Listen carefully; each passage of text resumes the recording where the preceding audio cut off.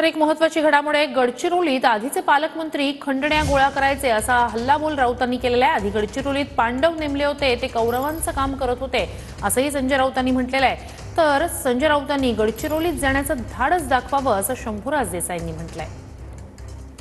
गडचिरोली सारख्या जिल्ह्यामध्ये विकासाची गंगा वाहणार असेल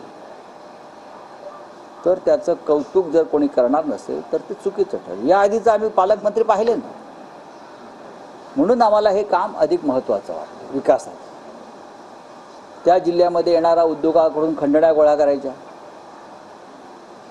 तिकडले येणारा उद्योग हा तिकडल्या स्थानिक भूमिपुत्रांसाठी नसून फक्त खंडण्या आणि हप्ते गोळा करण्यासाठीच आहे असं काही लोकांनी तेव्हा ठरवलं होतं।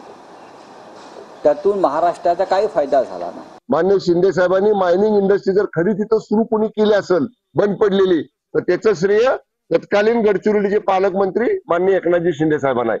संजय राऊताला म्हणावं ईसी केबिन मध्ये इथं मुंबईत बसून जे बोलतो ना, की जाऊन एकदा गडचिरोली धाडस दाखव बरं, गडचिरोलीमध्ये जायचं आणि गडचिरोलीमध्ये फिरून यायचं धाडस दाखव म्हणावं। ईसी चेंबर मध्ये बसायचं आणि ज्यांनी काम केलं त्याच्याबद्दल बोलायचं, ह्याच्याशिवाय दुसरं राऊताला काही येत नाही।